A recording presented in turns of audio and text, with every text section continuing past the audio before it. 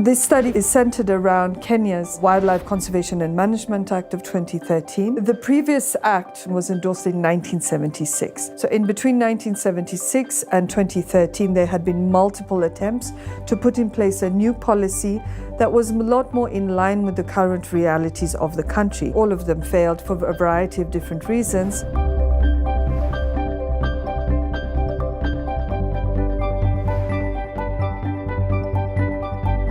So this study hopes to be able to contribute to policy making in Kenya, as it goes forward, perhaps most importantly for the wildlife sector, but also for other sectors. And sort of how can you most effectively harness public participation in a structured manner, ensuring full contributions of all of the different facets of civil society with all of its complexities, and do so in a manner that is informed and does effectively utilize evidence. At that time, I was actually the minister in charge of the project. And it was me who established the fact that we needed to improve and to modernize our Management Act in terms of wildlife, because there had been a stalemate for about 16 years with no new act. Poaching was very high at that moment. So one of the major issues I wanted to address was to increase the penalties on poaching. I also wanted to make sure that in terms of wildlife conservation was recognized also as a land use in terms of our laws. I also wanted to make sure that the role of communities that live with wildlife was also recognized in the law. It came at an opportune time. There are certain factors that made it possible for it to propel through the process. One was we had come from elections, so the members of parliament had time to look through this piece of legislation without looking at, is it towards election? Are they, the position they take, will it be influenced?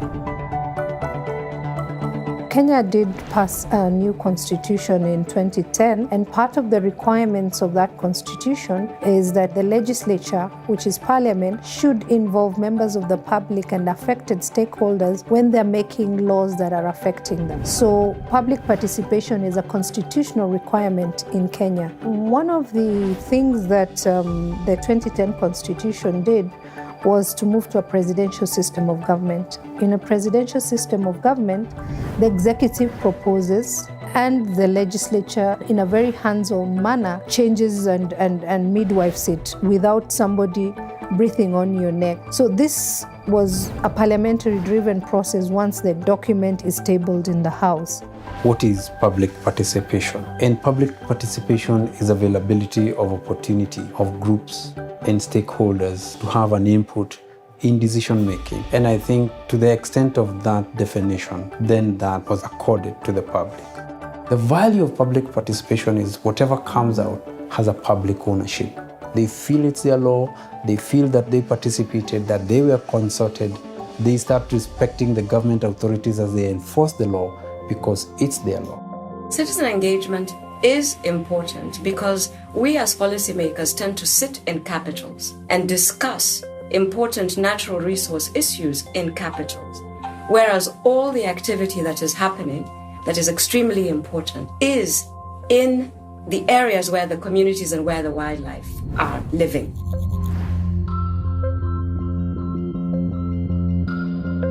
I'm coming in between. I would say my work was facilitative and bringing the best possible information and data together in the most honest way that I could.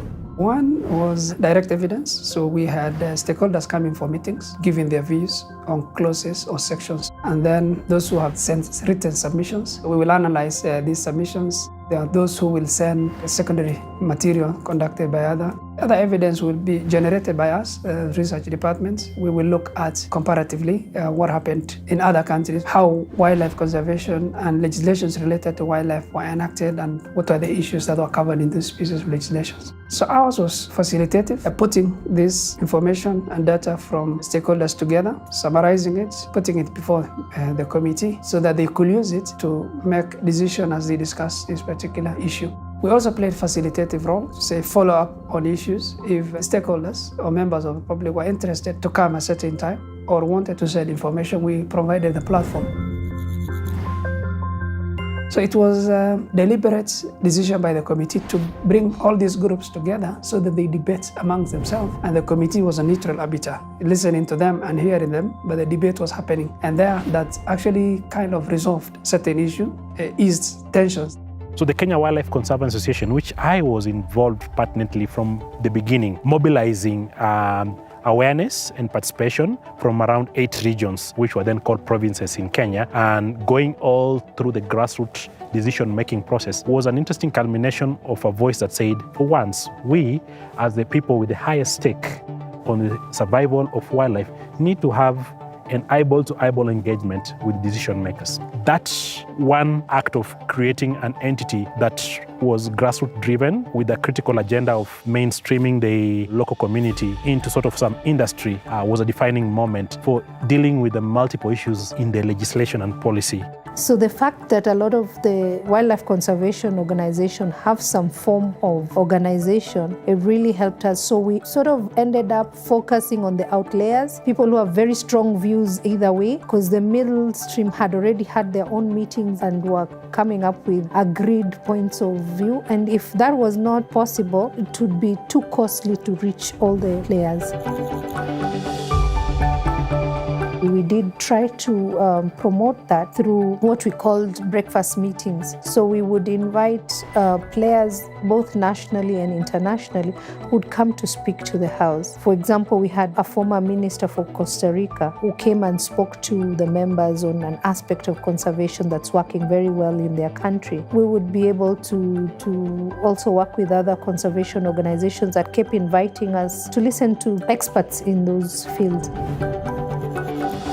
We developed tools that made life easier for us in collecting public input. So we developed some matrix that we would then tell the stakeholders that if you have an issue with this section, tell us what is the issue, what you're proposing to be the change. And so that matrix helped us a lot because you end up appreciating that many stakeholders do actually agree on what should change in a particular clause. Once you're convinced, you don't have to engage with that anymore, because it was too time-consuming for people to come to make presentations on a bill without some structure. So by having that structured and led process by the head of the Nature Resource Committee, Amin Abdallah, was quite a significant leapfrog from other previous processes. We had the goodwill of both the governments and donors to facilitate the process in terms of resources.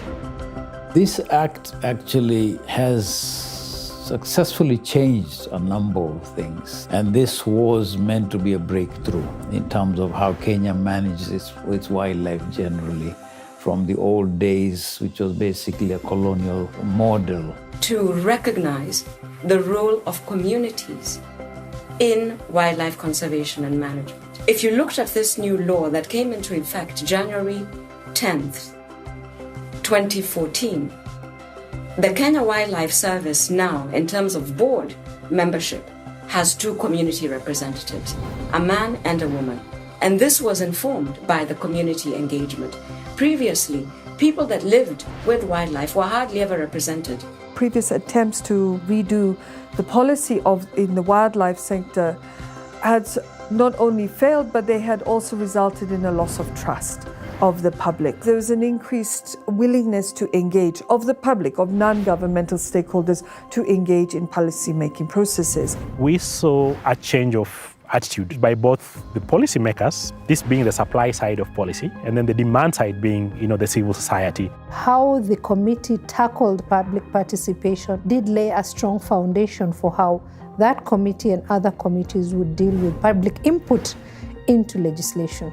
I'm happy to say that most of the tools are actually in use by committees of parliament now. So while I think everyone we consulted acknowledged that it was not a perfect process, it's not a perfect document, it had a number of different successes. The process also opened up other areas of thinking, because once we enacted the law, then we had to ask ourselves other questions.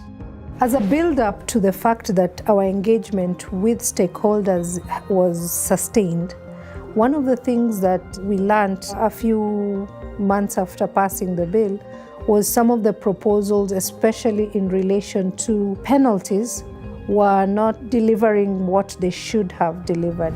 And our engagement with stakeholders led to amendments to the Act in December 2018 to accommodate the experiences in implementing the Act.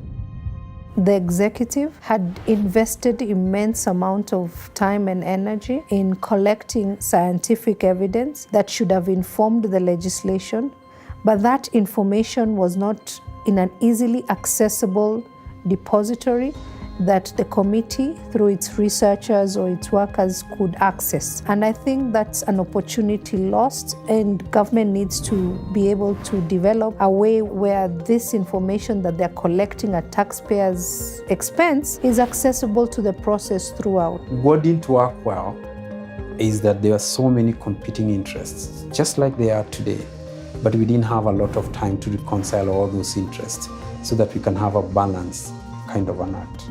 This was one of the very first times that public participation was being carried out in a sort of a meaningful and in a structured manner, because it was a requirement of the law. Therefore, there were no guidelines in place, there were no tools in place, there were no regulations in place. And as a consequence, there was a lot of things that sort of fell through the cracks and could have been done better. Given an opportunity, people out there, included in the process of legislation, have the ability and the knowledge to influence. Sometimes we do not give a lot of consideration to the larger population, so there are certain interest groups that hijack legislation and policy processes. The communities or people who normally do not come to decision table are not able to express themselves in the way these other groups can express, but given more time and trying to understand them, I probably have better knowledge, better understanding about the issues than these other groups. The other thing is use of evidence and data from different sources and triangulating that information to find and cross-referencing to check exactly what is happening. The other fundamental questions that we need to ask is public participation a question of quantity or is it a question of quality? Citizen, I think, involvement and consultation is a useful thing. Question is how you do it, and how you can make sure that you get the best out of the consultation processes and doesn't become a marketplace.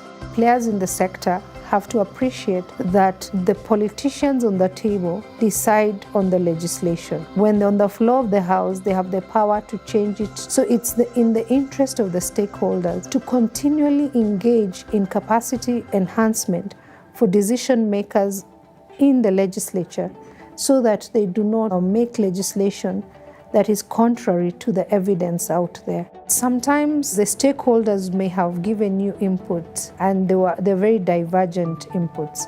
So when you have a middle ground position, you need to be able to have a way of engaging with them about why you reached the middle ground position. Because one of the major criticism is that if somebody doesn't see their proposal word for word, they start saying that the public participation was not effective. Which is why I really would suggest that parliamentary committees should have continual engagement with stakeholders in the sectors that they oversight. Because it's only in that continual engagement that you can have a holistic input into not only legislation, but the budget of that sector and the policy directions that sector is going.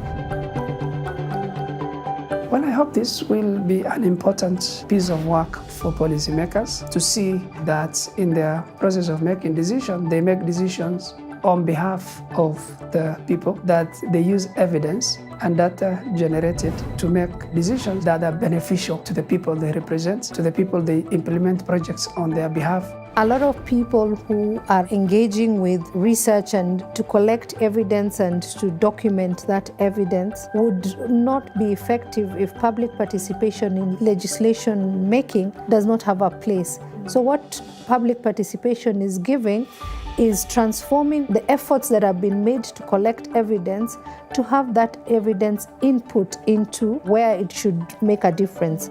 But I think eventually Parliament will have to enact a law to bring some sanity into public participation so that the qualitative aspect of it then can be legislated. For me, In addition to what is coming from the court, I would suggest that the government put rules or some regulations in terms of public participation. And especially, public participation is meaningless in absence of information. We also have to realize that not every decision the public can participate, because there are some areas where the issues that we are looking at are very technical. And so we could also try and see how we can have a mixture of technical knowledge being applied and public participation at the same time.